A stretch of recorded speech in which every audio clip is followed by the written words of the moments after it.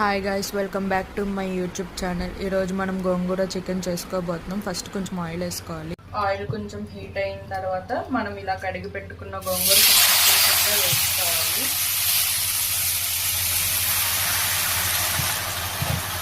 గోంగూర ఇలా వేసుకున్న తర్వాత ఒక 5 minutes పట్టిద్దేమో గోంగూర మొత్తం మెల్ట్ అవ్వడానికి. 5 minutesలో గోంగూర మొత్తం మెల్ట్ అయిపోయింది. మెల్ట్ అయిన తర్వాత దీన్ని మిక్సీ పట్టుకుంటే చాలు.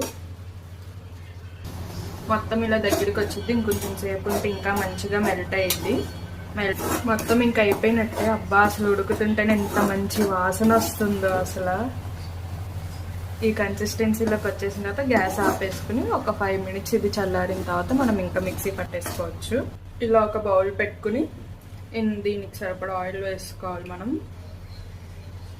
అనాస పువ్వు, యాలక్కాయ, లవంగం, బిర్యానీ ఆకు, దాల్చిన చెక్క ఇవన్నీ వేసుకుంటే గోంగూర చికెన్లోకి మంచి ఫ్లేవర్ వచ్చింది. సో 1 by 1 వేస్తున్నాను నేను. ఒకటి చాలు. ఇవి ఎక్కువ వేస్తే మనకు ఘాట్ ఎక్కువ వచ్చింది కాబట్టి నేను ఒక 3 వేస్తున్నాను. అవి అలా కొంచెం ఫ్రై అయిన తర్వాత ఉల్లిపాయలు వేసుకోవాలి. నేను ఉల్లిపాయలు ఆల్రెడీ కట్ చేసి పెట్టుకున్నాను. ఉల్లిపాయలతో పాటు పచ్చిమిర్చి కూడా ఒకేసారి వేసేసుకుందాం.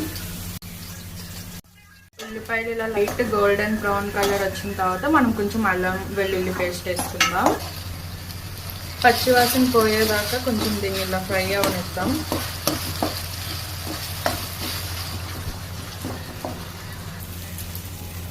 అది అల్లం అలా పచ్చివాసన పోయిన తర్వాత కొంచెం గరం మసాలా వేసుకుందాం.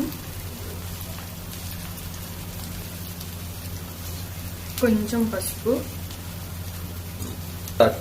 కొంచెం ఉప్పు,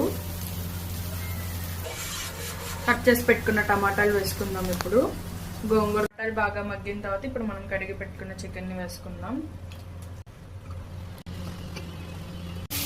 చికెన్లో నేనేమి ఎక్కువ వాటర్ వేయట్లేదు. అసలు వాటరే వేయట్లేదు. ఇలా దగ్గరికి వచ్చినప్పుడు కొంచెం చికెన్ మసాలా వేసుకుందాం. ఎక్కువ వద్దు, ఎందుకంటే ఫ్లేవర్ గురించి. అంతే చాలు. పులుపు ఉండిద్ది కాబట్టి నేను ఒక 2 spoons దాకా వేసుకుంటున్నాను కారం.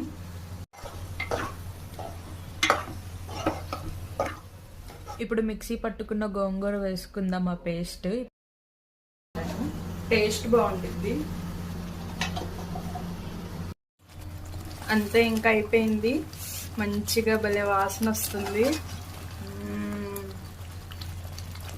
తినేద్దాం ఇప్పుడు.